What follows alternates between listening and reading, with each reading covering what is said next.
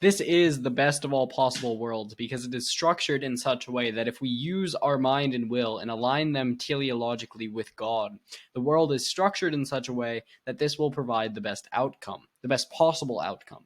Essentially, there is a teleology in the universe. Reality, the universe is trying to achieve something. If we could align with that teleology, this will to truthful and good order within the world, that would make this the best of all possible worlds. This is why the CTMU couples utilitarianism and deontology. By following universal moral laws, we produce the best outcome. Our universe is a coincidence of those things. It is intelligible, predictable, immersive, and self-replicable throughout, providing a homogeneous medium of existence for us to evolve within and fortify and renew the identity of the whole. However, we can louse it up. Langen says it is up to us to figure out whether that is going to be realized. The world is also structured in such a way, interestingly, that compassionate, open-minded, intelligent people will come to the conclusion that this world was created by God as an expression of his wisdom and love, and thus be inclined to follow that moral law, and thus come to the conclusion that this is the best of all possible worlds, and that we have duties to one another and to God or reality as a whole, even if they can't articulate it. It's entirely our decision, with no one compelling us on either side whether we're a good person or a bad person. We have free will because we are secondary images of God, who has absolute and total self-generative freedom, which we inherit. Reality evolves towards its self-fulfillment, giving us all the incentives at the cosmic, biological, and socio-political scales of telic recursion to align with the teleology of existence as a whole, and thus to fortify and renew God's self-identity through the unfolding evolution of the universe and, in particular, human life and our lives.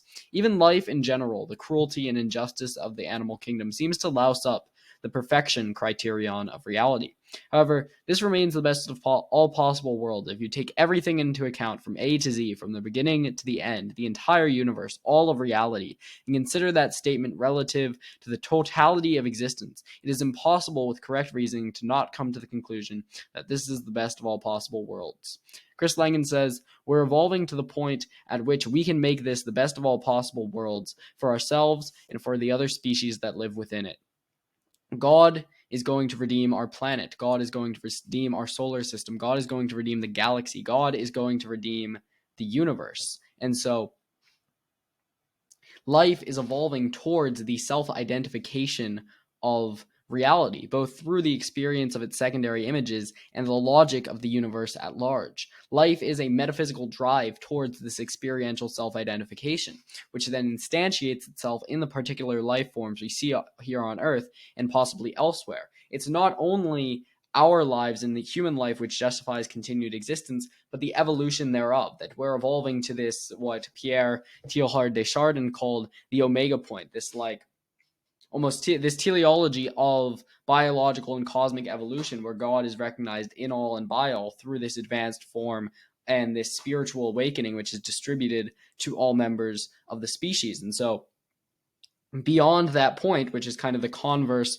of the technological singularity talked about by, Silicon Valley types, Ray Kurzweil, etc., the converse is the omega point, or what Chris Langen calls the human singularity. So beyond that point, it's kind of hard. That's where we get past the threshold of this great filter where we as a species might go out of existence or have negative utility. And beyond that point, you can have even more advanced forms of conscious experience and logical and experiential self-identification of sort of a post-human kind of spiritual speciation, which then continually justifies the existence and evolution of reality. And so life and the universe are evolving in coupling towards, essentially the will that something like that, some sort of way to identify and create truthful and good order. And, we see this, hopefully this extends well into the future, but we see this even in human history, is that through human beings,